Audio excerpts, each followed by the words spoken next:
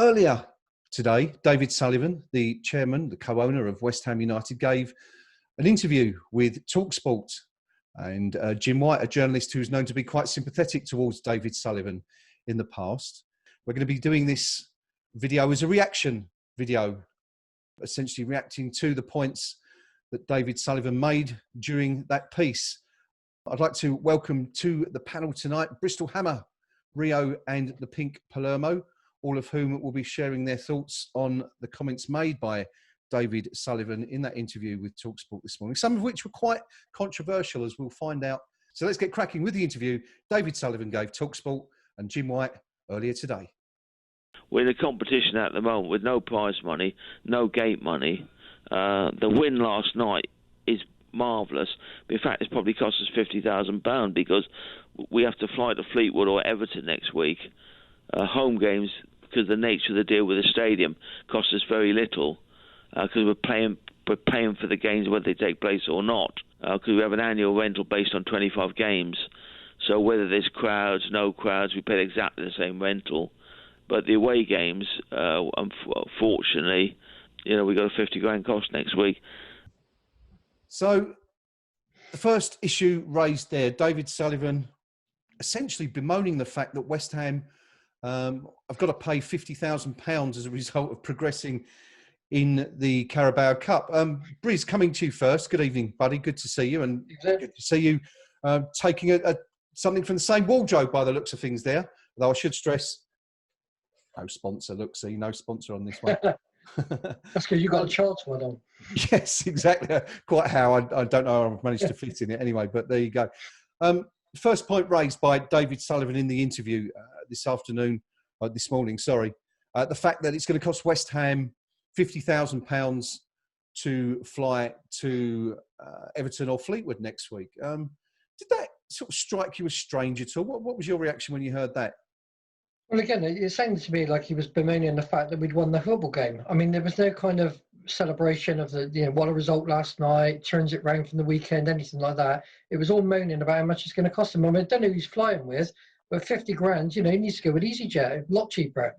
Sorry, £10 a player, he can get him on the, it's only a short trip. I just think it was incredible, and it just shows what his investment in the game is. All about the money, all about the cash. Thanks, Briz. Rio, good to see you, buddy. Also in an away shirt, one of the best away shirts we've had in recent years. Slightly darker than these, though. Yep. Yeah, so first point David Sullivan made today was regarding the cost, and, sort of gave a lot of people, I think, the impression that was more important than the fact that West Ham actually won a football match last night. Yeah, it's just such a weird statement to come out with from a chairman, isn't it? I mean, bemoaning the fact that we've actually progressed in the cup, bemoaning the fact there's little prize money at the moment. It's just taken the shine off a really promising performance last night. It's almost insensitive, isn't it, towards the efforts of the players and the fans, because we're desperate to see a bit of success in the cup. We're desperate for a cup run.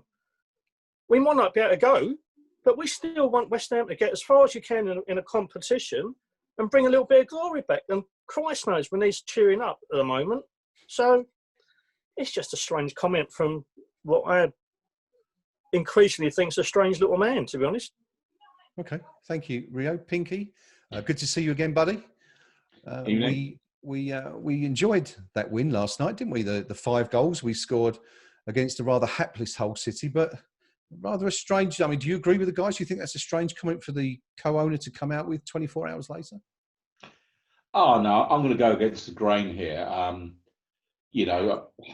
Home and away season ticket holder in the cup scheme and all the rest of it.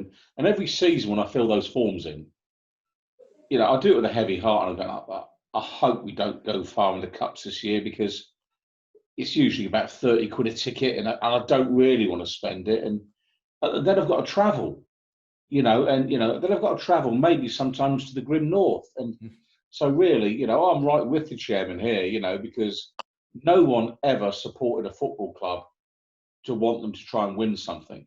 I think all you lot that go on about winning things, I think you're weirdos, all of you. and I mean, goodness gracious me, what a thing for the chairman to say. Yeah. What a thing for him to say. Yeah, it's going to cost us 50 grand. Yeah. But, do you know what? Liverpool flew last season from Liverpool when they played Sheffield United away. Yeah. Arsenal will fly to Norwich. That's what professional clubs do. Yeah. And most of them will do it on very comfortable private jets and for very good reasons, because the physios don't like the players sitting there on coach journeys for 6 and 7 hours, because it's not good for them. So, Mr. Chairman, you're way off beam here, and I'll just bear it in mind in future years, when we're winning somewhere and we've got another cup game to go to, I'm going to love the fact it's going to cost you money, Mr. Chairman. That'll make every cup victory even sweeter. There you go. So that's my name just scratched off the cup final ticket list this year. Thanks, Pinky. Just quickly, Breeze. I mean, we often hear people say that Sullivan is concerned more about money than the football club itself. This sort of statement isn't going to do anything to change people's perception there, is it? No, and why should it? I mean, it is absolute narcissism from the guy. It wasn't about the team. It wasn't about the fans. It wasn't about the fact that, 50,000 people who pay week in, week out can't get to see their team.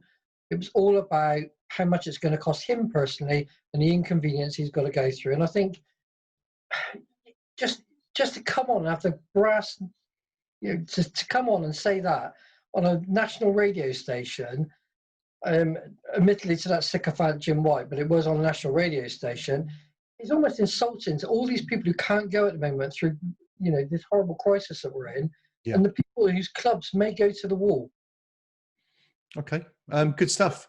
So that was the first issue that David Sullivan really well, actually, that's not strictly true. The first issue he touched on was the COVID situation. We know, of course, David Moyes, Issa Diop and Josh Cullen were diagnosed as positive last night.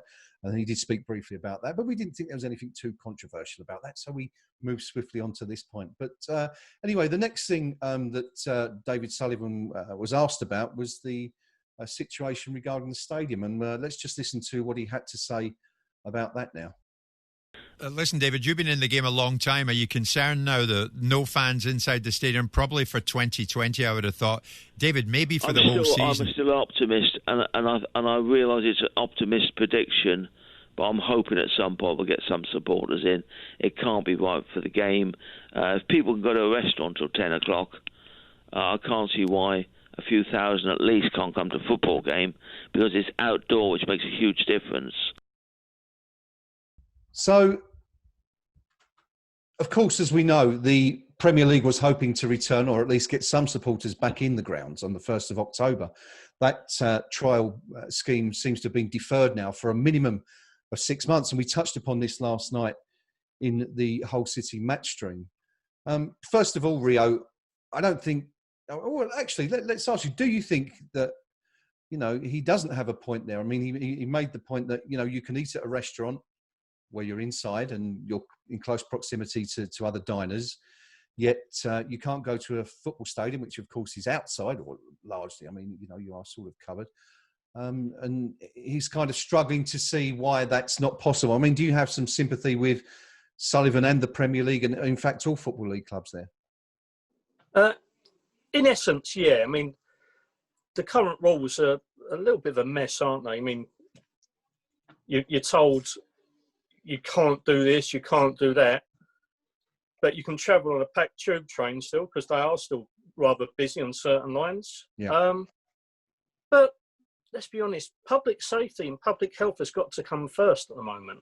And yes, football grounds are outside, and I'm really pleased that our chairman has finally gotten on to that. It's a plus point for him. But yeah, it's not in the interest of public health, the travel to the game for people. Football fans are a strange bunch. They like to kind of congregate with each other and socialise and enjoy a beverage or two, something to eat before the game. So you've got all them people coming together. You're just increasing the risk of COVID spreading even further. So at the moment, it's not a good idea. You know, I can understand his point in a way, but again, after 3 of his employees have been diagnosed that day, it's a little bit insensitive, I thought, to try and push that through. Okay, thanks, Rio. Pinky, do you think David Sullivan's thinking about the supporters there or the bottom line?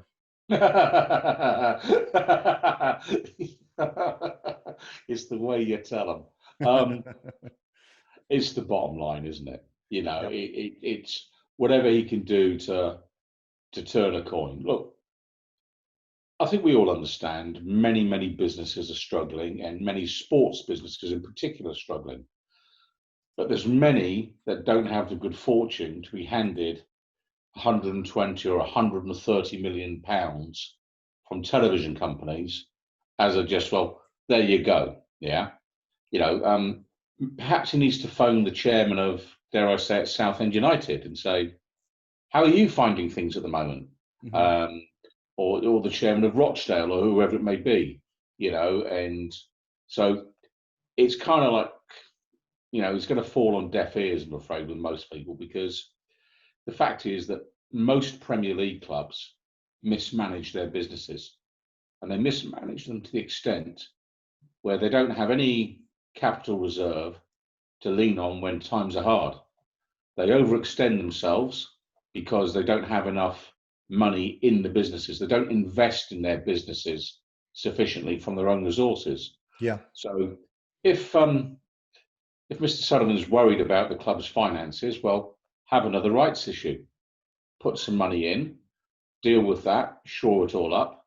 And then when he's done all that, then I might start to think he has the supporters' interests at heart.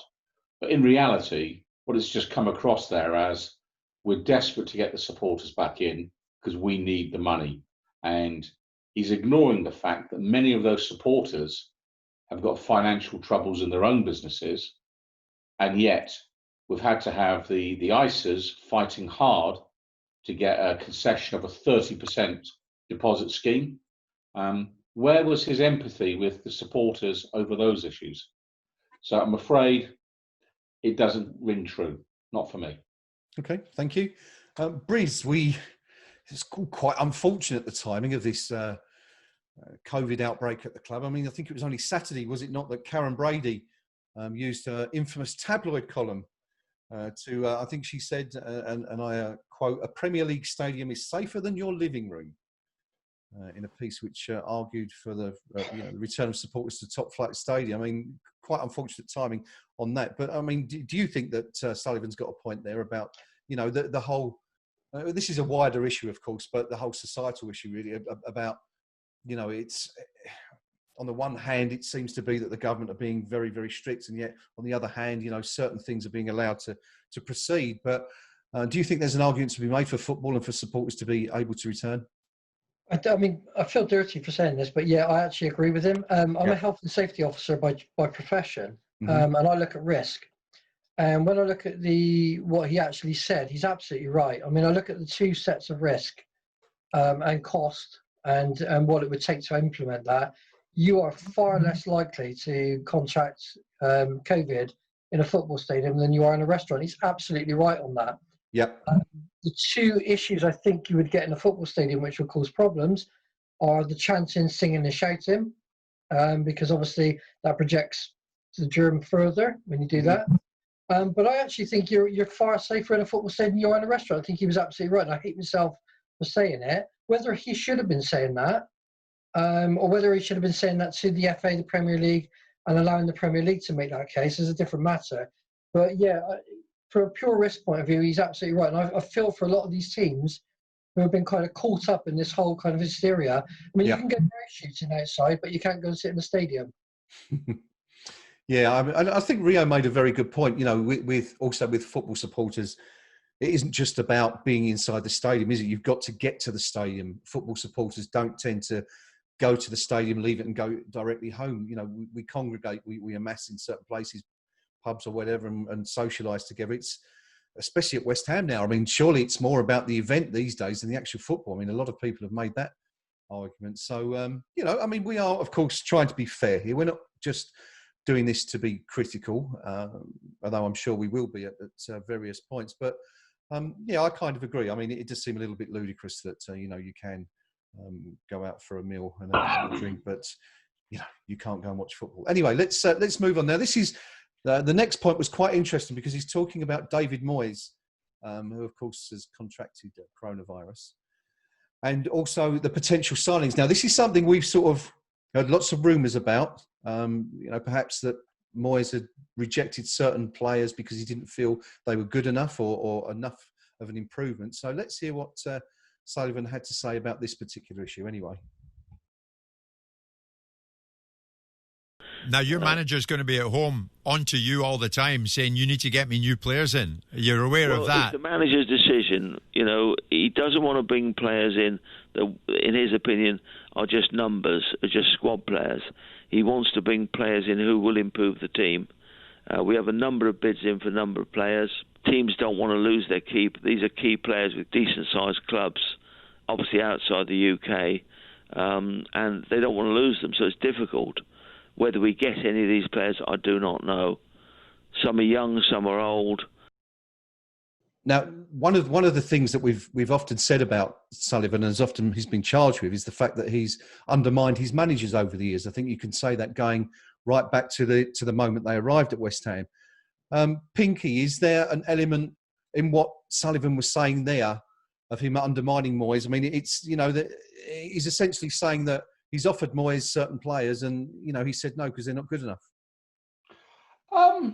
I'm actually quite encouraged by that little section, because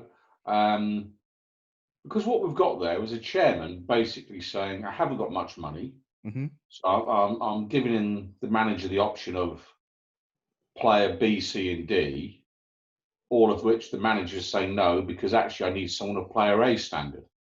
And I'm going to applaud David Moyes here, because managers are judged on their signings. Ultimately, they're judged on their signings. And it is absolutely right that David Moyes, as the manager, within the budget that he agreed when he took the job, signs players in that budget that he is happy with.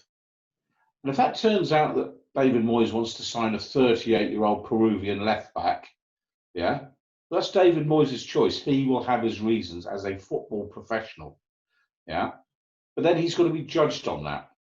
So I've got no problem with that part of it whatsoever. Okay. The kind of bit that I struggle with is when the chairman is offering in players and saying, what about this one and that one? With the greatest of respect to Mr Sullivan, how is he qualified any more than any one of us on this podcast tonight? Because I promise you, he hasn't watched any more football than me. I promise you that, okay? And would I feel qualified to give David Moyes advice? Probably not. So, fair play to Mr Moyes. If the player's not good enough, don't chuck good money after bad. So I'm encouraged in that sense. But the chairman, his job is to get the money, okay? And what's undoing us at the minute, we have wasted significant sums, whether it's on wages for a player like Jack Wilshere, or a signing that just hasn't worked out. And the current manager pays the price for that. But he's absolutely right to stick to his guns and say, if they're not good enough, let's not waste the money. Because I'd rather David Moyes had that £40 million to spend next summer and say, instead of having a 60 million budget next year, he's got 100 million. And that's the way to do it. So I'm encouraged to some extent on that statement. Okay, thank you. Breeze, do you think, I think we'd all agree that it's good to finally see a manager who's perhaps standing up to the board in this sense and saying, we don't want players dumped on us. If they're not good enough, we don't want them. But do you get a feeling that there's perhaps Sullivan's sort of deflecting criticism for the lack of no signings? Because the club have certainly been criticised, haven't they, over the last few weeks? And, does it strike you that he's perhaps sort of trying to say, well, if it wasn't for David Moyes, then we'd have players, because I certainly would have signed them already? Yeah, absolutely. I think that we look at the Diagana sale, and we were told the 18 million would go back into squad improvement. That doesn't seem to be, or maybe it is, but it's split across 4 players. I mean, I listened to that today, but it kind of, I thought good on Moyes for standing up for his principles and the players he wants. Yeah. And then I looked back at some of the previous interviews with David Sullivan, and the one he had with Bilic, where he had the option, and he said to Bilic, you can have Krajicek and Sanchez, or you can have Carvalho. And Bilic said, well, I want Carvalho because I don't want Krajicek and Sanchez, and this is the player I want. And we ended up with nobody. And Sullivan came back and said, we missed out on those players because Bilic wanted Carvalho. So the players went elsewhere. We had a chance to sign them. I wanted to do it and Bilic didn't. And I think that's his MO all over, is it's saving money but blaming someone else for doing it. So I think he likes to play Football Manager in real life. I think he enjoys it. I think it strokes his ego, whatever it does. But I don't think that he wants to be the one culpable when it gets to the end of the transfer window and he hasn't pulled any off. So he's deflected it onto Moyes. I get a feeling that Moyes isn't here for the long term. I think he's only got a 12-month contract left, well, less than that now. And there's been no signs whatsoever of them extending that or having any faith in him. And I wonder if that's a little bit why they're not willing to commit more money to him. Okay, good stuff. Thank you. Rio, it's been said various points throughout the day on the KUMB forum, also in social media, that Sullivan has essentially thrown Moyes under the bus by saying what he said there. Do you agree with that, or do you think that's a little bit far-fetched? No, I completely agree with it. Again, it's deflection of attention, isn't it? And I'm just glad we're flying up to either Fleetwood or Everton next week, because we won't be able to move the bus with the manager in front of it. And it's just typical Sullivan, isn't it?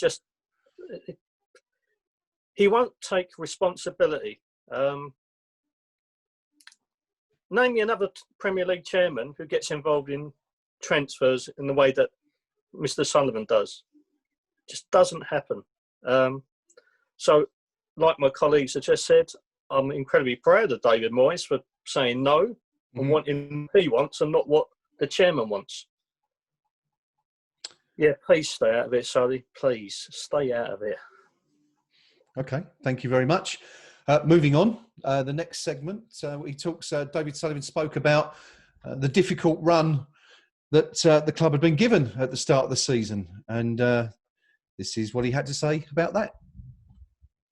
You're going to have to, David, aren't you? To appease these fans. Well, I think what we need is wins. And the way we played at Arsenal at the weekend, we're capable of winning games. But we have very, very tough fixtures coming up. And Diop will be a big loss for the weekend, you know. It kind of strikes me that there seems to be a theme developing here in this interview, that every question that White asks of Sullivan, there's always a reason why it isn't the responsibility of the board. And we had, the mention of why haven't we signed anyone? It's because David Moyes hasn't liked the players he's bought. Why have we had a bad start to the season? It's because we've had such a difficult fixture list, from the Premier League. Why might we struggle this weekend? Well, we're going to miss Diop because he's a big player. He does have a point there, though, Rio, doesn't he, about the difficult run? I mean, we've said it ourselves. It's a really, really tough start to the season for West Ham. Yeah, very much so. But we finished last season pretty strong. We showed signs on Saturday of vast improvement. But the thing is, we're relying on a core of about 14 or 15 first-team players who the manager actually trusts and wants.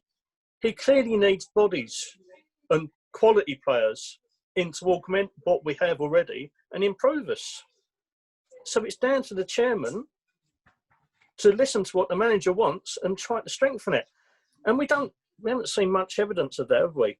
And as in the previous comment that we've just seen, he's trying to get people on the cheap who the manager doesn't actually want. We need first-team players, not squad fillers. Okay. Briz, a very short segment, that really not an awful lot to discuss. But, did you kind of get that feeling that, there is a theme sort of developing here that, it's kind of always someone else's fault? Yeah, I think so. And again, it was some of the statements around you know, Moyes obviously wants the what's his face from Burnley, Tchaikovsky, yeah. But basically, what's happened is he's now saying on there, we're not going to spend 40 million on a 28-year-old, and then be crying difficult fixtures and missing a centre back and not having anyone to replace it. It's almost a massive irony to say that when you're not going to invest in the team and make sure that there's strength in depth. So I think it's a bit rich for him to say that. And again, he's missing the point completely. If he'd have invested in the centre back that Moyes wanted, paid the money, then it wouldn't matter if Diop was out. Diop, of course, being his pick. But it wouldn't matter if he was out because we'd have that strength in depth. And maybe the fixtures wouldn't be so difficult. But again, you're absolutely right. And I think it's just another sign of a growing gulf between the board and the manager again. And it seems to me that I feel a bit sorry for David Moyes because this looks like Bilic's second season where again, everything he did was wrong. And, you know, Sullivan tried to stop him all the time and Bilic got it wrong. And, you know, he let him go on far too long and he should have saved us earlier on. And none of it was his fault. But I think we're going straight back to that. His same MO. He does the same every time we get a new manager. Okay, thanks. Pinky, do you agree with what Briz is saying there, that this is looking, you know, we say this so often, don't we, with managers under this regime that, you know, they back them at the start and then slowly but surely they seem to undermine them, you know, coming back to the point we made right at the top of this. Bilic, of course, as Briz has mentioned there. We started Pellegrini, of course, massive financial support in the first season. And then, of course, as time went on, you know, the backing sort of slowed down. Sam Allardyce was a very obvious example of that. So do you think that's happening again here with Moyes? Yeah, I mean, to some extent. I mean, if you take it a stage at a time, you know, the chairman there has said, look, you know, Diop out will be a big loss for us. Yeah, okay, maybe. I mean, we've all got different opinions about the player's ability, but that just begs the question immediately. Well, we're still in September. We've got effectively one injury to a centre back, you know, which is what the COVID thing is. Yeah, it's a short-term one, probably, you know, 10 days, that sort of thing. And the chairman is already acknowledging that the manager doesn't have enough options, to replace a centre back, and therefore the one that's out, it's a big loss. I can't really see Pep Guardiola having to think in those terms, or Brendan Rodgers, or whoever. You know, Ancelotti, he's not thinking like that. You know, Roy Hodgson wouldn't be thinking like that down in Sellers Park. So the chairman really needs to look at himself and say, if I'm already saying that in September, maybe that we've got a problem with sufficient funds to actually back the manager. The general thing, though, is it's always the other person's fault.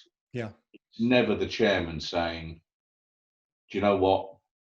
I just haven't put enough money into West Ham United." And he's, you know, the interview wasn't exactly, you know, Frost Nixon, but you'd think that maybe Jim White might have said, "Do you regret taking out the £18.7 million in interest payments?" Maybe that money would have helped the manager.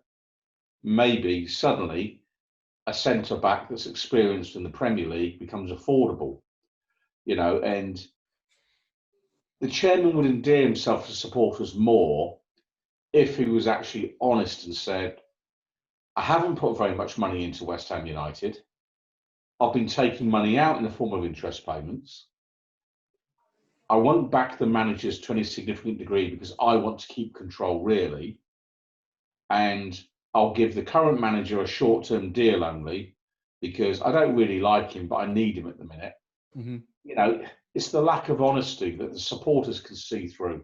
And what we're hearing now is just another example. It's just, it's delusional. It's delusional. You know, we live in a world where Chelsea put down £50 million for a fullback, you know, where Manchester United put down £80 million for a centre back. That's, you know, these are the market prices. Yeah. And if you can't afford to be in the industry, maybe you need to sell up and sell your club to somebody who can. It's that simple. Okay, thank you once again, gentlemen. Let's move on to the next section. Now, this was quite controversial because this is where Mr. Sullivan spoke about Grady Diangana, who, of course, the sale of whom caused an awful lot of problems for the board. So let's listen to what David Sullivan had to say about this. And listen, David, for the first time, tell me, any regrets about selling Diangana? You know the reaction it got. It was a decision made because we have 8 wingers. I mean, I've got agents offering me players all the time, and if they're wingers, I say, look, we've got too many wingers. We've got some wonderful wingers who are not in the team. Robert Snodgrass, who played yesterday in a holding midfield role, scored a wonderful goal. Anderson's a fantastic player. Yarmolenko scored two assists last night. Can play left or right wing. We've got more. Unfortunately, we've just got a very unbalanced squad. We've now got the funds to buy a player or two. Unfortunately, at the moment, the players the manager wants, we can't get. And he will be spending 18 hours a day looking at tapes, trying to find players, you know. Quite a few points in that particular section. Let's start with the big one, I guess, which is the sale of Grady Diangana. For the first time, Sullivan going on record to talk about that sale. He maintains there that it was because Diangana was sold purely because we had too many wingers at the club, 8 wingers, he said. Rio, do you believe that? No. I was trying to think earlier who the 8 wingers are. And I managed to get about 5 or 6, and I presume that because Mark Ward and Alan Devonshire have done a few hospitality events in the stadium, they might count as well as the 8. Well, let's go through them. Who have we got? Obviously, got Yarmolenko. Mm-hmm.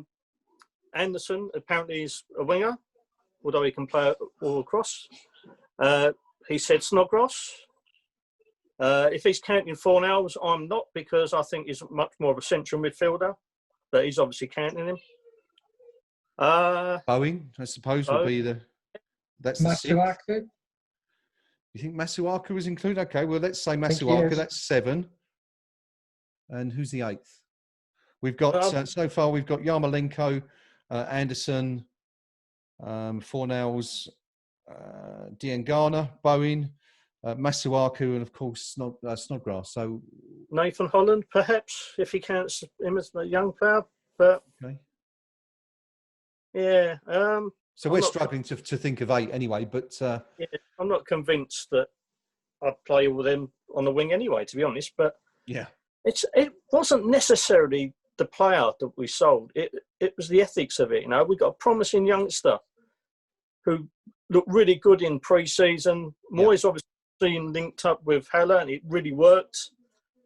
And you get the rough pull from underneath it, don't you? And it sends out the wrong message.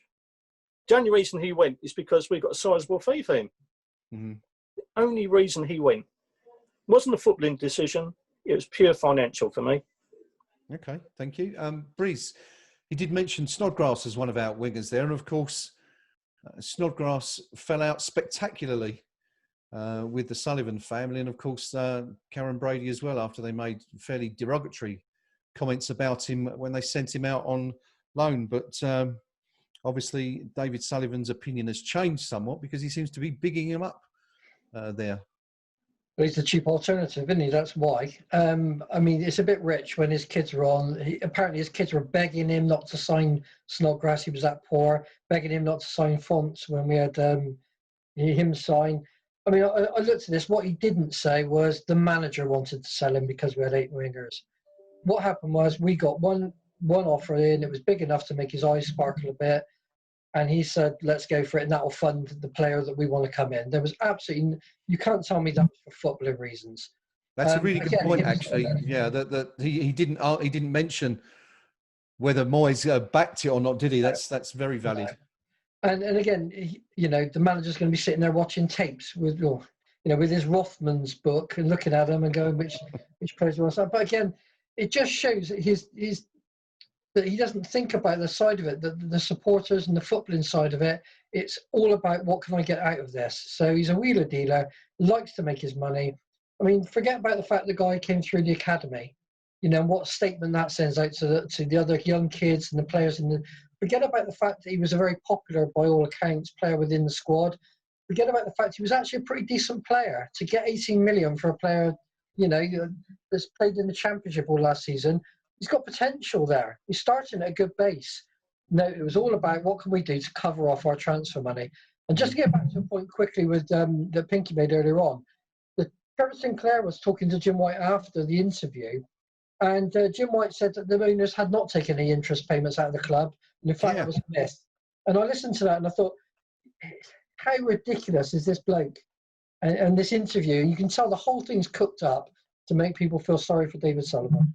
I think the phrase that Jim White used was, he said the owners hadn't taken a bean out of the club, which was astonishing, really, and quite clearly factually incorrect. But I guess this is why Jim White is so heavily criticised by the fan base. Going back to what he said about Dean Garner there, I also found the tone of his response quite interesting, because it was almost as if he seemed quite wounded by the suggestion that, you know, he had sold Dean Garner for any other reason. Interesting anyway. But one other point that he did make there, Pinky, was and also struck me, was when he spoke about David Moyes. And he said that the players that the manager wants, we can't get.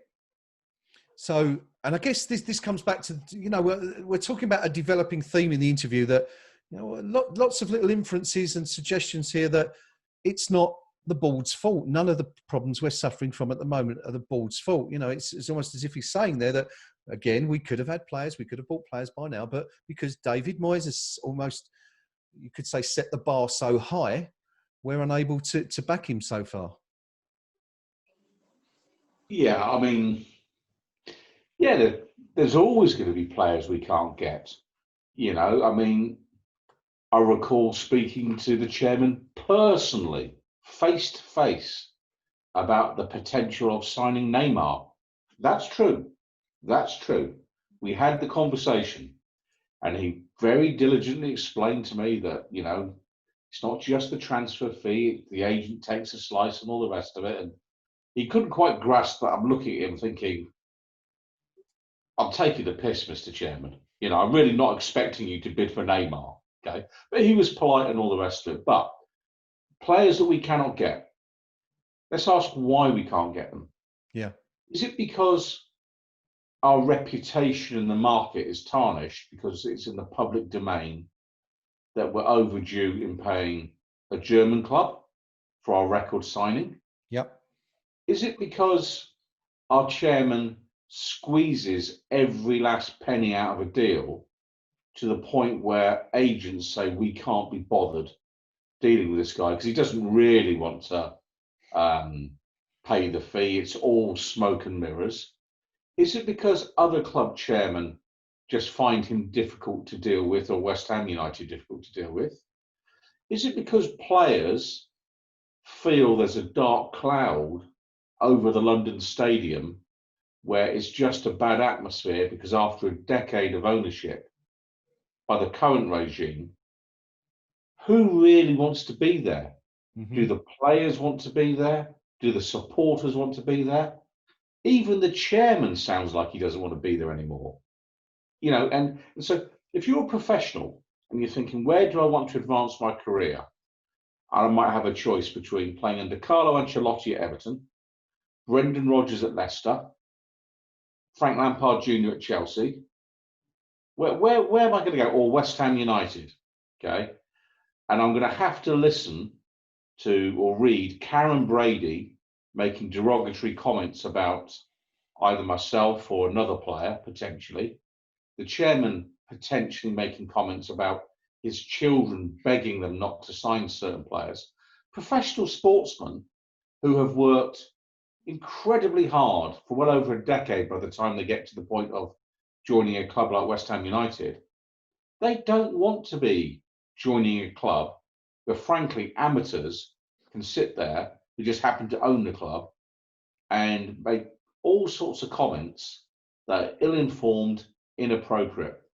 And it's that kind of behaviour that makes it difficult to get players, not just the lack of funds. Yeah, it's behaviour and the way we go about our business. And you know, look in the mirror, Mr. Chairman, and you know, physician, heal thyself. That's what I'll be saying to him. Okay, Rio, just very quickly on that section, and we're going to be coming to this in just a moment. Actually, when Sullivan says the manager wants, we can't get.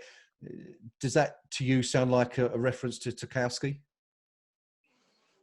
I think it's partly because obviously Moyes wants him. He sees him as a leader at the back, something that we are desperate for. But obviously the price is out of our kind of budget. And these so-called bids we put in, the structure of it seems to be changing day by day, and it increases by about 15 pence every day. But we clearly have got no intention of paying that for Tarkowski. And again, we've seen it in the past. What we mentioned, the Carvalho thing. Yeah. We've seen it. Backer, of course, another one. Exactly. Yeah. And there's no real intention to sign him. It's just to appease people. Put it out there that, well, we tried our best. We tried. Stop trying and get on with it and do something. Okay, good stuff. Let's move on to the next section. This is a fairly short section, but once again, let's hear what the chairman had to say. So what would your message be to the fans, David? Because you know they've been on your back and David Gold's back. Come on, use this on Talksport. What do you want to say? You're working. I'm waiting for targets from the manager, and we've got 2 or 3 bids in. Unfortunately, the benchmark is very high, and they're very hard to get those players. We are waiting for the targets from the manager. Pinky, once again, passing the buck slightly there, isn't he?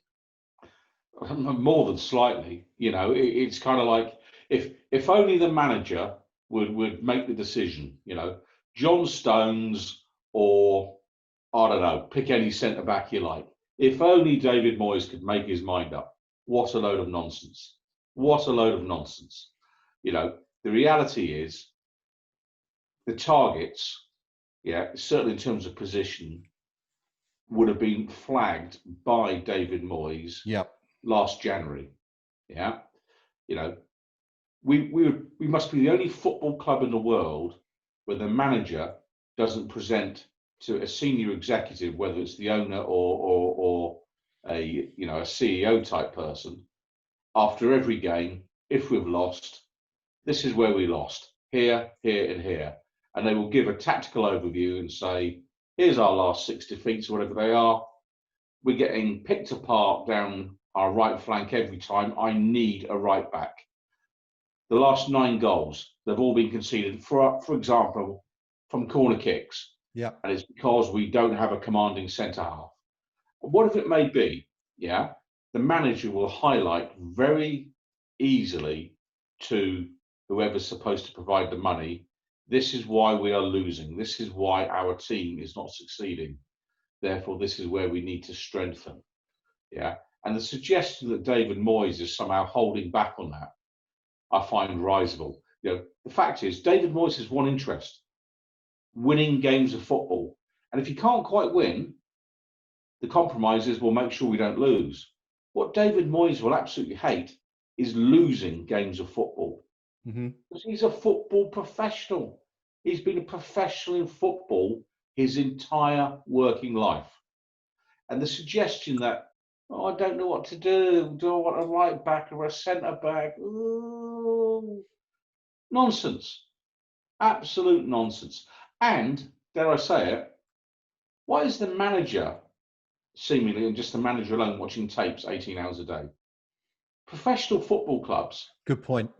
Have got an army of video analysts, scouts, committees set up to actually say, look, here are 15 targets that we're going to look at. It's the way the game works these days. Are we really saying David Moyes is sat at home with his VCR and his fast forward and all the rest of it? Do me a favour. Nonsense. The whole thing's nonsense. Briz, do you agree with Pinky there that, you know, we've spoken for a long, long time about the lack of scouting depth at the club? You know, we even under Pellegrini, we understand the club only had a handful of scouts, one of which was Pellegrini's son himself. And, you know, the suggestion there from the chairman that David Moyes is personally sitting there himself, spending 18 hours a day looking at potential transfer targets. Now, bear in mind, we are, of course, 1 week away from, or 2 weeks away from the end of the transfer window. Is that just another case of deflection, do you think? If the manager's watching tapes, he wants a pay rise because we've had DVDs since then and everything else. But it shows you the era that Sullivan's stuck in, doesn't it? The kind of Rothman's, you know, almanac era, where you have videotapes sent in by agent. It's all a nonsense. I mean, I listened to that interview. He came out and said there's an unnamed player that we bid 40 million for, 28 years old, as a centre back, and he plays for a team. We'll call them Turnley. He didn't actually want to name them. And then said that's all our budget. Then he said we've got 3 bids in for players. So he's had targets from Moyes. He's put the bids in because he said he doesn't pick them, Moyes does. And then he says again that, you know, oh, it's terrible. We're waiting on the manager to tell us who to sign. Absolute nonsense, all made up nonsense. I think it's indicative of the structure of this club and the employees that we've got at this club at the moment, and the fact that he's running it like a dictatorship. I don't think this is a professional football club at all. And Mark Noble's comment about it not being a circus anymore, circuses are better organised. I'm telling you, this place is an absolute shambles. We've got no network of scouting. Our academies now are struggling to get players in. We can't get players in at a senior level. This club is rotten to the core, and he's shaking up and he's sourcing out. And you put all of that down to the board? Absolutely. Yeah, 100%. It starts at the top. You're the people in charge. You're the executives. You're the people who've got to lead this club, and you're not doing it. And that's the problem. Okay. Can you just come in there a second, please? Yes, of course, Pinky. Right. This continual phrase of the board. What board? It's David Sullivan. Yeah, let's not tarnish David Gold and Cameron Brady and Daniel Harris and Trip Smith and all the rest of it. Dear old Terry Brown, of course. David Sullivan is the board. He is the majority shareholder. Yeah. You know, so let's call it what it is. It's David Sullivan, who is actually the stumbling block here. And I'm sorry, but, you know, I keep hearing the board. That would suggest there's some proper corporate governance going on and sensible decision making, but clearly there isn't. Yeah, and that's a fair point. I mean, I would rather refer to the board than the club, because you know, that also irks me, that one, just a little bit, when people talk about the club have done this, the club have done that. Well, you know, we're all sort of part of the club in some way, and we're certainly not involved in these decisions that you know, don't seem to help the club. I tried for Neymar. I tried for us, lads. I really tried. There you go. See, it was your fault after all. Rio, anything to add to that? You know, saying that he's waiting for targets from the manager. Do you find that very likely? You know, 3 weeks into September. I think the others have just nailed it perfectly. It's just completely contradictory, isn't it? Yeah. I'm waiting for targets from the manager. We've got 2 or 3 bids in. Well, who's targeted them? If you're waiting for the manager, yeah. I get the feeling that, sorry, buddy, I was just going to say, I get the feeling that what he's actually saying, but kind of masking it a little bit, is that he's had his targets for the manager and we haven't been able to sign any of them. So he's gone back to David Moyes and said, can we have some more? Does that make a little bit more sense, perhaps? Yeah, no, obviously, Moyes has given what he wanted. Sullivan's turned back to him and goes, realistically, we're shopping at Aldi's and not Harrods. Try again. And he's waiting to come back. So I presume that Moyes is watching 18 hours worth of videos from the National League at the moment, trying to find someone at Dagenham or the like to kind of entice to the big stadiums. Yeah, the next Alan Devonshire or Jamie Vardy, perhaps. Who knows? But Anyway, let's move swiftly on. And Breeze, you've already touched on a couple of these points. You've got slightly ahead of us there, and this is where Mr Sullivan spoke about the 20-year-old centre back who shall remain nameless. But let's hear what he had to say about this. But you've got to. Somehow you've got to, haven't you? It's like saying someone's got to break the world record. All you can do is do your best. We have got limited funds, Jim, and if we had £400 million to spend, and someone said, you'll spend 10% of it, 40 million, on a 28-year-old centre-back from a Premier League club who will remain nameless, at £40 million, you'd probably get the player out. But as 10% of your budget, it would make sense. But to spend your entire budget on a 28-year-old centre-back, one is struggling. We've also got the fact we're going to get no gate money, possibly all season, as you say, and we've got to keep the club afloat. We've got to pay the wages. Breeze, I think what David Sullivan has just let the whole world know there is that West Ham have got a transfer budget of approximately 40 million. Would that be fair to say? Yeah, absolutely. I was astounded. I thought, if it's anything unprofessional, it's coming out on TV, hamstringing your manager hamstringing your manager by telling everyone else what a transfer budget is. Yeah. But it's par for the course, isn't it, from him? Again, at the beginning, we had that statement, it doesn't matter whether fans are there or not because we pay a peppercorn kind of payment for our games. But now it's all the fans not being there that are costing us signings. We've got no money. But, we're out there with 3 bids in for players. Well, what are we bidding for these players if we're also keeping a bid in for, £40 million for the unnamed centre-back? It's just a nonsense. It's a pantomime. It really is. And it's a man who's coming on to already with his excuses for the end of the transfer window when we've not signed anybody. And I think it's disgraceful. I think that, I didn't want Moyes to be here. I'm not a big fan of Moyes. I think he's a bit risk averse in terms of his play. Yeah, he's having his legs chopped out from under him, and he's got no chance. If we go crashing down the table this season, it'll all be on him. And Sullivan will point back to this interview where he says, "I was waiting on David Moyes. We tried for players." And it's all the same rhetoric over and over again. Yeah, very much. And again, we turn to the point we made right at the top of this piece about, a common theme about deflecting blame for the issues at the club. Pinky, he did say, David Sullivan does say there, you can only do your best. And of course, that's all any of us can do. He says he hasn't got £400 million to spend. And yet again, more references to the club's financial instability. But I think you're going to tell me now that that's down to him, isn't it? Well, I'm actually going to tell you that David Sullivan might say you can only do your best, but Winston Churchill said you've got to do what is necessary. And that's the difference. The difference is mindset. The difference is ambition. The difference is actually understanding that you have to find a way. The chairman's job is to find a way. And, for me, what the interview is really revealing is that the manager and the chairman are not on the same page. Yep. In fact, I don't even think they're in the same chapter. Yeah. They may not even be reading the same book. And that's a little bit alarming because you've got the manager saying, I'm not just taking any old dross to fill a hole. What I want to do here is build a team. And if, I really don't care what David Sullivan's opinion is about what proportion of the manager's budget gets spent on a single player. If he has agreed when he appointed David Moyes, this will be the transfer budget that you will have next season. And by the way, if you sign players in January, it will be coming out of next season's pot. Yep. If he's been straight with the manager, and the manager then knows, well, I've got 40 million left.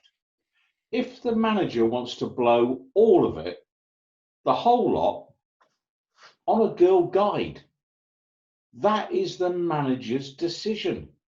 Because earlier in the interview, Mr. Sullivan was pointing out that actually, the manager's got to do these things, and it's the manager that makes the decisions. Yep. But now he's saying, well, not really, because I've not seen all the budget go on one player. Here's a clue, Mr. Chairman. If you spend £40 million on one player, you only have to fund one salary, rather than £40 million on 8 players and then 8 salaries on top. Because to quote Harry Redknapp, in terms of wages, they all get it, and the amazing world of Premier League football where average left backs are earning 60 and 70 grand a week, so the agents will always drive the salaries up for the players. And I think we're in a position where you have to have a strong spine in the team. And if you look at what Moyes is trying to do by targeting a centre-back and prioritising, he's going, I've got Rice and Souček in the middle. Yeah, that makes sense. Now, if I can get a really commanding centre-back, that makes sense. It's proper team building. David Moyes might want more than one player, but if he had the choice, he might say, £40 million, Tarkowski, that's who I want. Yeah. The chairman's job is to get the deal over the line, not debate whether or not it makes sense to put all your eggs in one basket. That's the manager's job, not the chairman's. Okay, good stuff. Rio, do you think that's kind of surprising to hear, not just David Sullivan, but any Premier League chairman, come out with a statement like, you can only do your best? I mean, I just wonder, would you hear someone like, I know Roman Abramovich doesn't generally speak to the press, but I find it kind of unlikely that he would say something like that, or even, the guy at Everton, or even Daniel Levy at Tottenham coming out with something like that. It's almost like a woe is me scenario, isn't it? Yeah, but I think you just hit the nail on the head there. How many other chairmen do you hear talking in this manner? Not only about transfer budgets, but about football in general. I mean, how many chairmen do you actually hear coming out with these kind of soundbites on a national radio discussing his club's business for all and sundry? He thinks he's coming across as a candy, kind of cheeky chappy, trying to be in tune with the fans. He's just making a mockery of this. Absolute mockery. Mm-hmm. The only positive I can take out of it, though, is that weren't we told a few months ago that we had to sell to buy? So Diagana was 18 million. Yep. And apparently our transfer budget's 40. So we managed to find 22 million down the back of the sofa again, which is always handy. I'm going to be checking mine at the moment. Yeah, do let us know how you get on with that. The 28-year-old that shall remain nameless. Any ideas who that might possibly be? I've been through the Rothmans yearbook, or the Sky yearbook, and I've narrowed it down to one. Okay. Yeah, he might play in Claret and Blue, but he won't be at the London Stadium next year playing in Claret and Blue. Let's put it that way. Yeah, at least not in a West Ham badge on the shirt anyway. Let's move on to that. Now, this is quite a major section. It's almost 2 minutes long, so there'll be plenty to discuss after this. This is where Sullivan spoke about the Pellegrini reign, and also uses a very, very strange phrase. He talks about potential civil war at the club, but he also speaks about, he's already spoken about how he's sort of not involved in the procurement process, but then he talks here about players he has had a direct say in purchasing. So let's hear what he's got to say anyway, and we'll discuss that afterwards.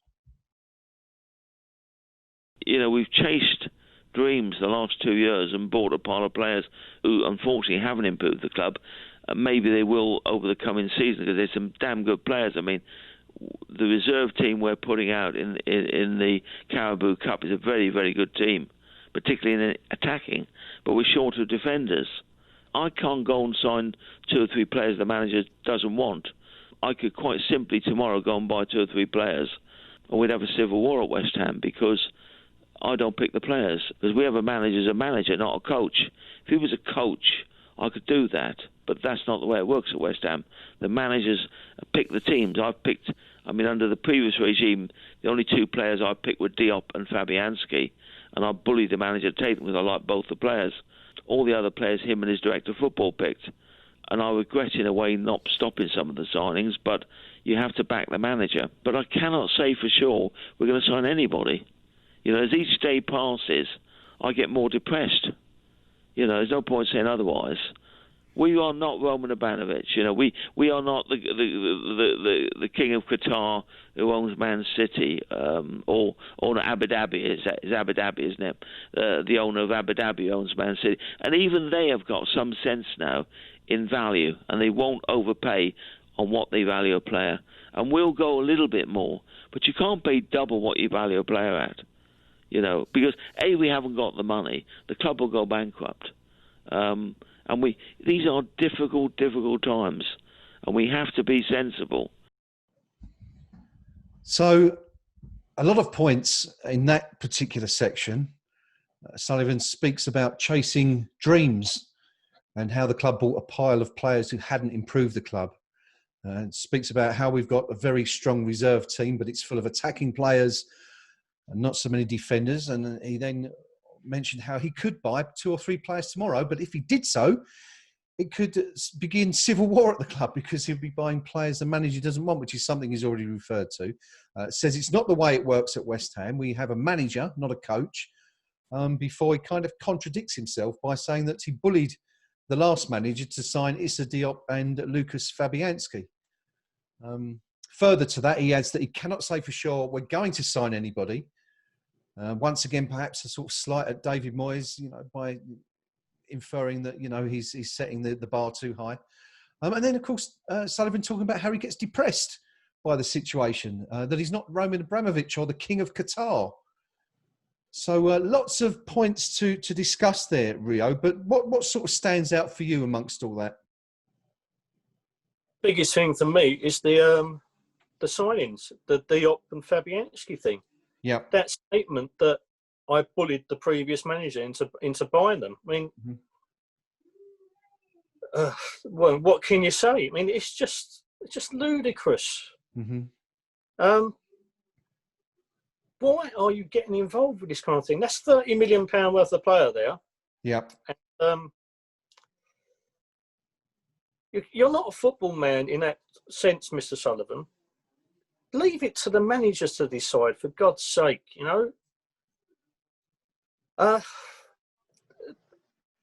This is someone who's worked with Barry Fry and has developed the Barry Fry mentality that he knows everything about everything, when in truth, he knows very little. But the contradictory nature of it's the manager's decision. Yeah. Oh, but I put the last one. What's that tell you about the man? It's unscrewed. Sorry, what about that quote? There could be civil war if I bought players the manager doesn't want. I mean, that's quite an extraordinary thing to say, isn't it? Yeah, definitely. What does that say about his relationship with Moyes? It says that even after 10 months of this second spell, that it appears to be teetering on the brink. And it gives me the impression that Moyes could walk at any moment, because clearly Sullivan's got no intention of leaving. But you just think that a manager that came to us in what looked like a desperate move for both parties could very clearly and very ably just walk away because he's been undermined. He looks like the only signings we potentially might get are the ones that the chairman wants just to get bodies in rather than what the manager wants. Because the manager wants to improve the side. He wants a decent quality of player. But as Sullivan said, we're not necessarily going to get anybody. It's, as Briz said, we are still a circus, but we're beyond that. Thank you, Rio. Pinky, David Sullivan's been getting depressed at all the stress he's been put under. He's been getting depressed. But 1980 was the last time we saw silverware. Yeah. And David Sullivan's depressed. Welcome to my world, Mr. Chairman. But aren't we just being a little bit unfair here, Pinky? I mean, as he said, he's not Roman Abramovich. He hasn't got the finances that the Qataris of Man City have got. And here we are digging him out for, not being able to compete. Isn't that totally unfair of the West Ham supporters? No, not at all, because, the reality is, he goes on about he gets depressed. Well, he doesn't have to watch the game sitting next to Fat Tony wittering on about this player or that player. He's sitting in the director's box and having a nice cup of tea every 5 minutes. I mean, I accept the fact that a club needs to live within its means. Yep. The debate, though, is what are those means? And for me, if you take a chairman like Steve Gibson at Middlesbrough, he'd backed his managers all the way, but to within what he could afford. And the Middlesbrough supporters will accept that, because he's basically saved that club from bankruptcy years ago. Mm-hmm. They've only got a club because of Gibson. And he's been very honest with the supporters throughout his tenure there as the chairman. Steve Gibson wasn't actually giving interviews saying, we hope to be in the Champions League in 7 years. Steve Gibson wasn't giving interviews saying a world-class stadium and a world-class team. But I'm afraid Mr Sullivan and Baroness Brady, these are the comments they've been making. So if we're now saying, well, yeah, but we can't really afford it, well, I'm sorry, it's them that's raised the bar in terms of expectations, and they need to start meeting it. And for me, phrases like civil war and all the rest of it with the manager and so forth, I'm delighted the manager is sticking to his guns, because it's his professional reputation. But the worry for me is the chairman still doesn't understand that getting in half a dozen bodies who can do a job isn't actually going to help us. Mm-hmm. That's the approach we need to change. We need proper, systemic, structured team building, and actually it takes time. And I'm afraid the chairman just wants to be able to announce, here's 5 signings, there you go, supporters, stop whinging. And for all his years in the game, he doesn't understand how it works. He doesn't understand football. And yet he's got someone downstairs in the dugout who he's paying, I assume, well over £1 million a year to, who understands the game very well and how it works, but he won't listen to him. That's the tragedy. Okay, thank you. Breeze Pinky says that the board have essentially made a rod for their own backs with the promises that they haven't been able to fulfil, follow through on. Do you think even if they had, do you think if they'd been a little bit more sort of, I'd say honest, I can't say they've been dishonest, but perhaps they, do you think if they hadn't promised the earth that they might not be in the situation they're in now? Or do you think that, it would still be the case that the fan base would still be saying, well, what did we move for? We moved to this stadium, we've been here 4 years and nothing's changed. In fact, if anything, it's got worse. Yeah, I was about to make the same point and just say, how dare he come on the radio station and tell us that we're daring to dream? You sold our home, you sold our soul, you sold our history. You moved us to a soulless bowl because you said it would achieve next level football. We would be in Champions League, we'd have a world-class stadium, world-class players would want to come and play for us. And then you have the gall to come on a radio station and moan about the fact that you've got to spend some money on world-class players. You sold our ground. You made that commitment to the fans. You have to see it through or leave and let somebody else do it. That kind of talk makes me absolutely furious. And again, the fact that he's on a radio station saying this and refuses to sit down with the supporters associations, with the independent supporters clubs, won't talk to fans, has banned everyone from saying anything he doesn't like, just shows this club for what it is. It's tin pot. It's bad from top to bottom. It needs a good shake-up and he needs to go. More evidence also of interference there, talking about Diop and Fabianski, as Rio has already spoken about. But he also used a phrase that, or 2 phrases really, that stood out at the start of that little segment. He said that the club had chased dreams over 2 years and that we'd bought a pile of players that hadn't improved the club. Now, returning to our theme, is this not another attempt at deflection? Is he not there, by saying that, effectively saying that, no, don't blame me, blame Pellegrini, blame Husilos, blame the director of football?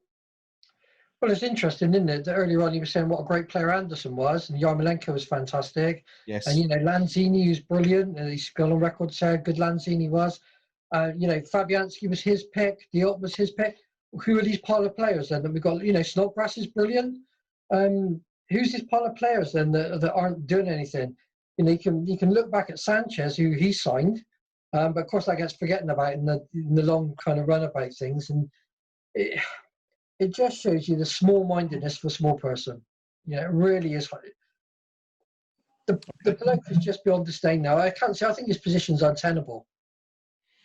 Well, certainly many supporters are beginning to come to that conclusion, as we've seen, throughout the year with the emergence and continued fast growth of groups like Hammers United, who I think are just shy of 16,000 members currently, and as we know, have put more than 9,000 or 8,500 pairs of boots on the ground at a march, at a demonstration back in February, and who knows how many it would be if it was if they were able to do a similar thing now. But anyway, we're going to move on to our penultimate section of David Sullivan's Talksport interview, and in this he talks about kind of going back to what you were just saying there, Breeze, that actually we do have a fairly decent team. Let's hear what he had to say. But we've got a good team. The team that is out there lost one game in 7 at the end of last season. We get back. We play like we played at Arsenal, and that team will get wins and points against many teams in the Premier League. We had no luck at the weekend. No luck with every VAR decision went against us, and they were so marginal. So we're not a bad team. People talk us down. We are not a bad team. I accept at Newcastle for some reason we didn't turn up. But we're back to our old self at Arsenal. We're a decent team. We are a decent team, he says. We didn't turn up against Newcastle. But Pinky, I'm kind of sensing yet again the blame being shifted elsewhere. It spoke about VAR and how we didn't get the decisions at Arsenal. Well, let's just take it. We are a decent team. Losing one game in 7 at the end of last season. Finishing in 16th position, was it? Mm-hmm. Negative goal difference. I think that's stretching the definition of good, somewhat. And again, he's clinging to delusional positions here, whereby, open your eyes, Mr. Chairman.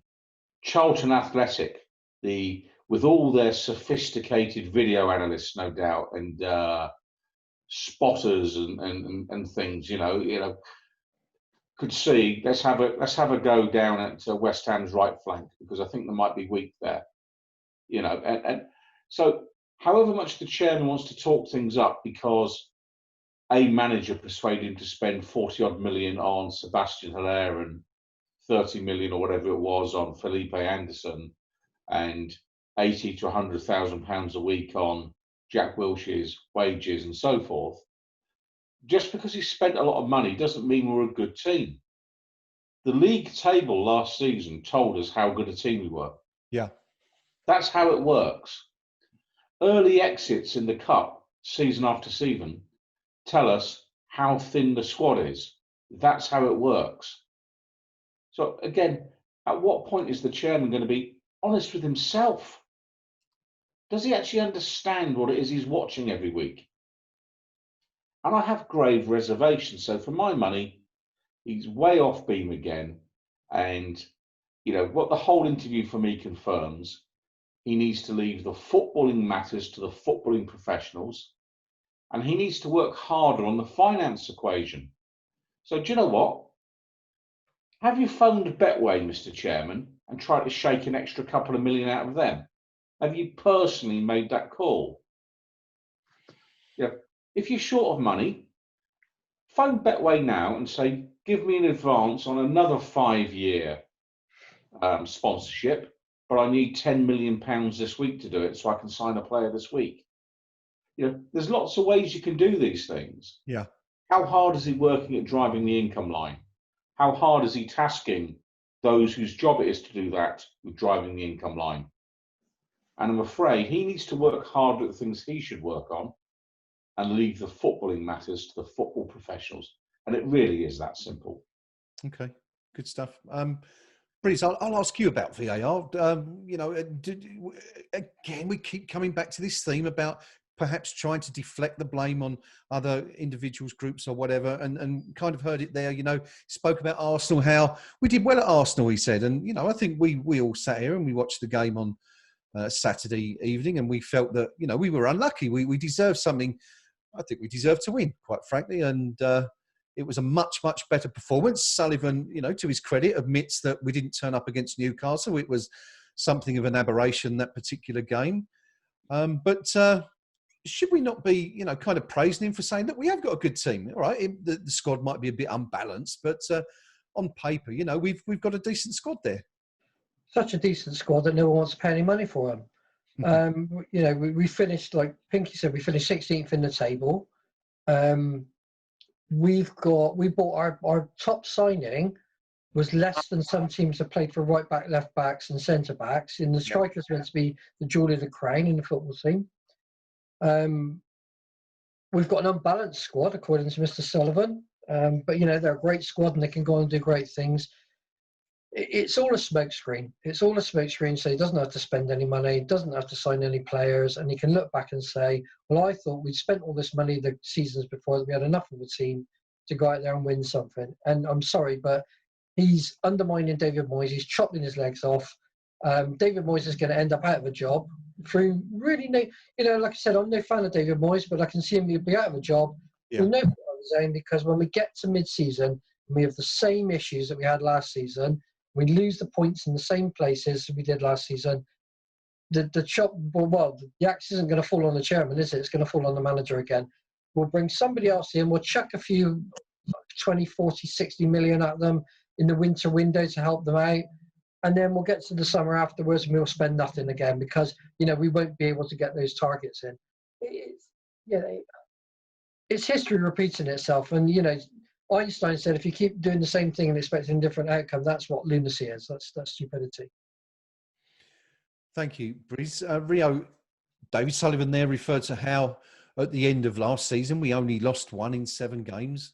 What he didn't actually say was, I think we only won 3 in the last 10, even though it was good enough to keep us up. Of course, as we said, look to VAR for losing at Arsenal. Do you kind of think that, given all that, do you think Moyes is in trouble and that, that the more we go without getting points, that Sullivan is going to feel kind of obliged to pass the buck onto Moyes and fire him if God forbid we do enter November without any points on the board? Definitely. Before the tenure of this regime, we'd only had 9 managers in over 100 years, 110 years. I think if you include Moyes' 2 spells, we've had 7 in 10. Mm-hmm. They've got formed for not being tolerant. They've got form for not understanding the football side of things. He says we're a decent team. I'm just looking at our league positions over the last few years. 16th this year, 10th last year, 13th, 11th. It's not exactly spectacular, is it? It's not what you left the bowling ground for, is it? I think is the... No, we were promised European football, a shot at glory, packed houses, silverware, and what have been left with? Could you just imagine his reaction? We're in the Champions League. Oh no! Oh no! Juventus away. That's 100 grand on an airfare. Yep. Well, it makes you wonder, doesn't it? After the first comment that he made in that interview today, Rio. Sorry, back to you. Yeah, no,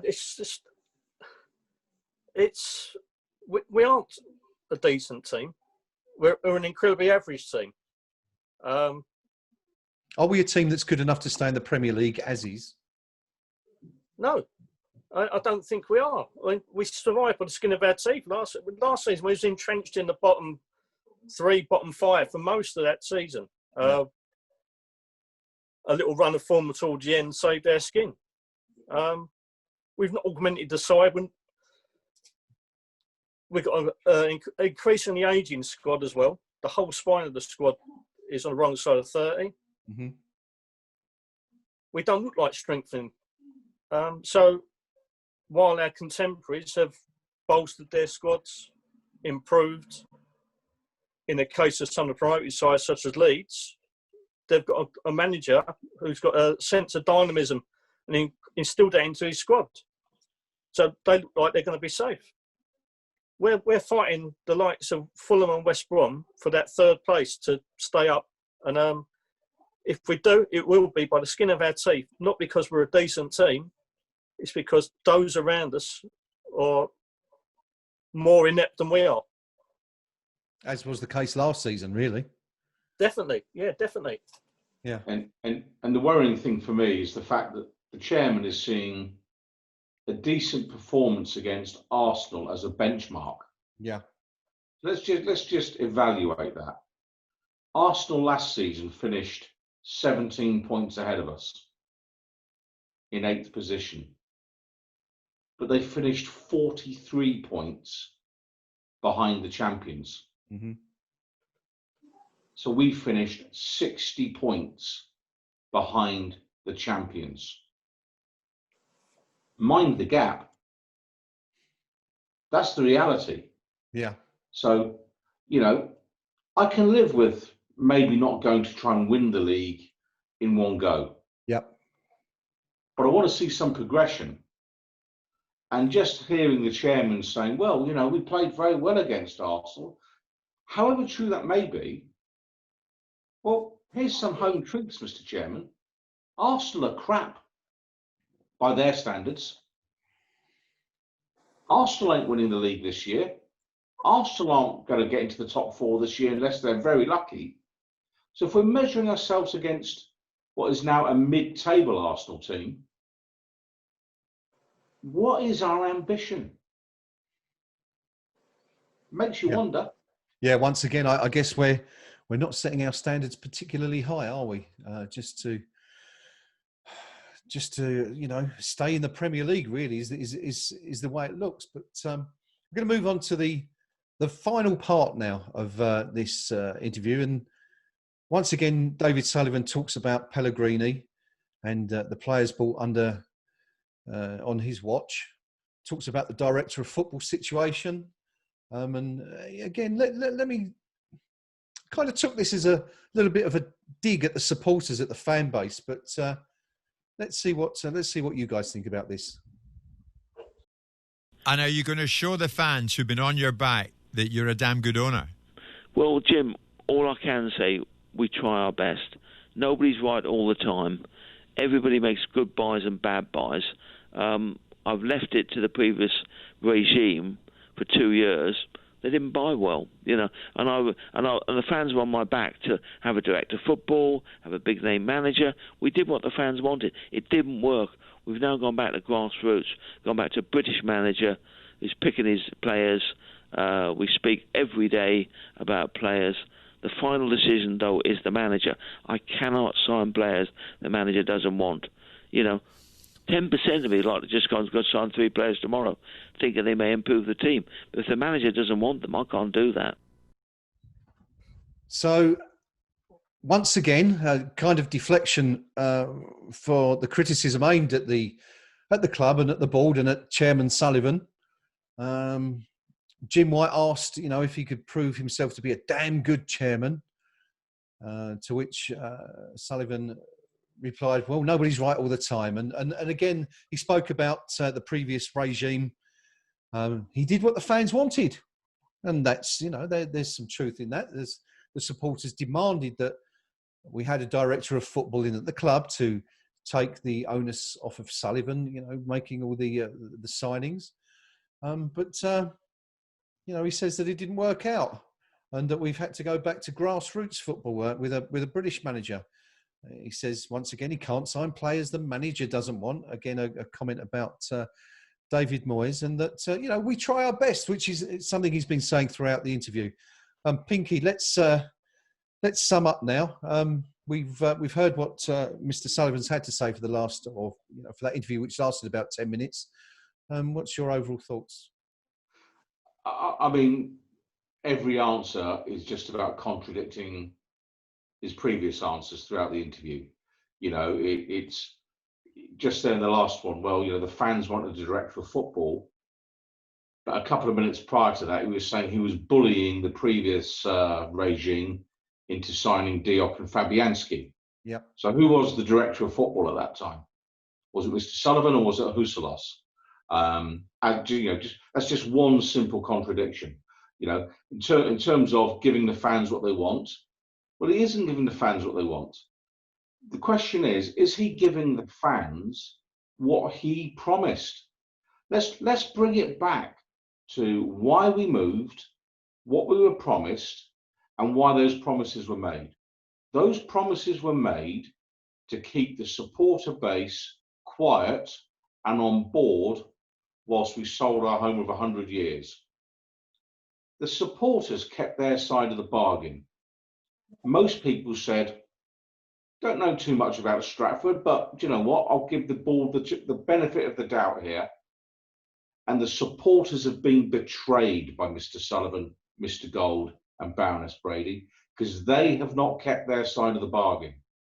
And we've seen manager after manager now also being let down, because it's very clear that the chairman interferes in the transfer policy, in the day-to-day action of stuff. And can you just imagine with his last comment there, I speak with the manager every day. Can you imagine David Moyes when he looks at it, there's his phone ringing? Oh God, it's kind of like, the woman you divorced 15 years ago still phoning you up every day saying, and another thing.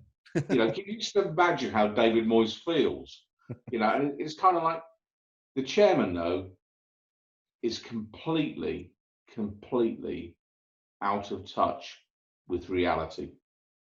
He doesn't understand where the club is, what it needs to do to improve, his part in it, what the manager's part in it is, what the players needs to be, and just the comments about Robert Snodgrass earlier in that interview, where now he's being praised, where previously he's quoted as saying, my children begged me not to sign him.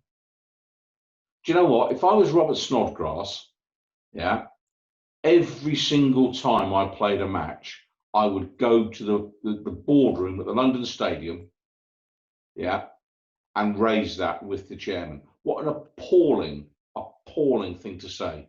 And if the chairman doesn't understand how his behaviour, his involvement harms the team's chances, God help us, because it really does harm the team, time after time. Yeah, I mean, once again, this is, a developing thing throughout the interview, isn't it? Oh, not just the interview, but over the course of the last decade. Rio spoke about it earlier, the chairman making statements that you just wouldn't hear from any other boardroom in the Premier League, or possibly not even in the entire Football League, with the exception of one or two. I'm thinking of places like Bury and Charlton, perhaps, who are, a little bit off the wall, as it could be said. But Briz, Pinky saying there that Sullivan's betrayed the fan base. They haven't held up to their side of the bargain, and they're out of touch with reality. Does anything you've heard in this interview make you think that that isn't the case, that Sullivan is actually doing a good job for the club and has got his finger on the pulse?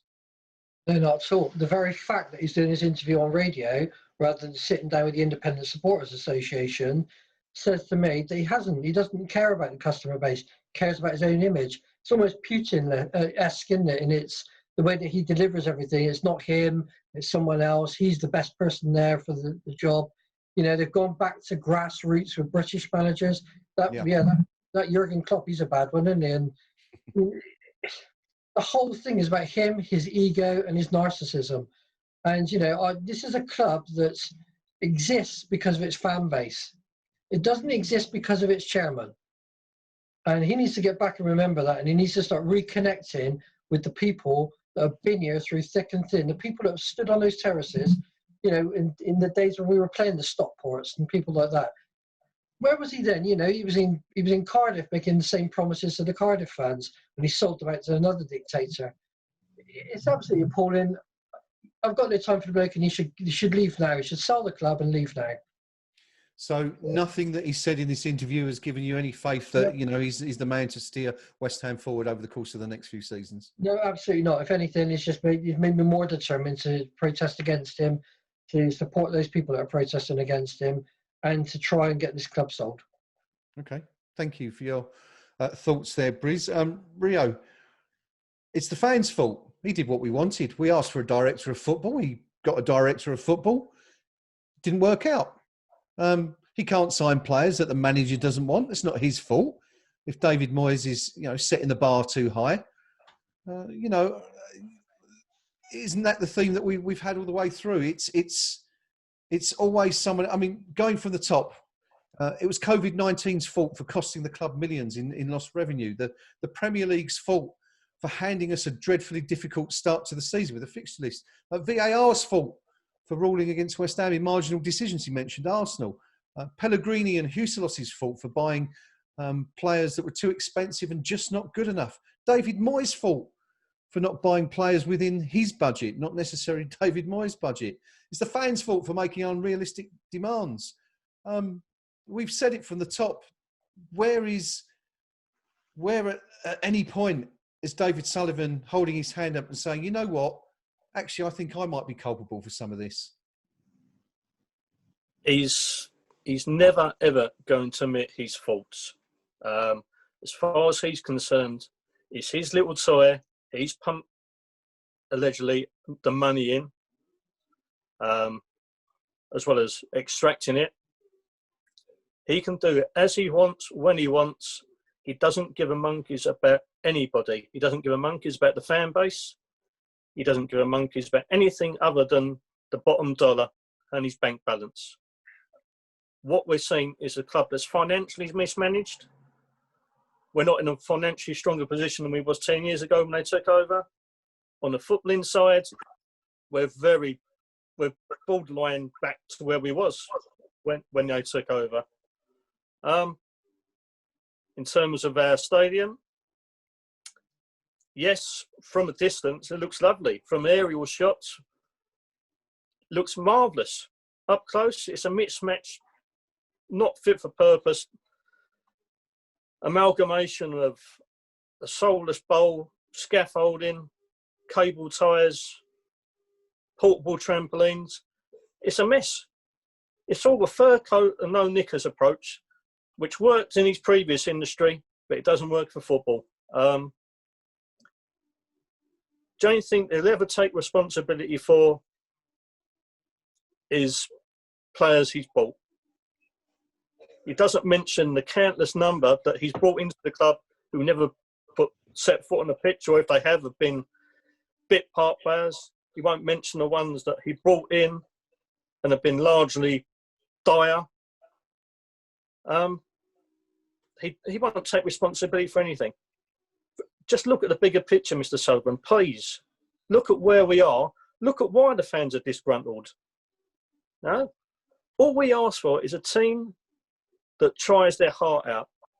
All we ask for is to be managed in a reasonable way.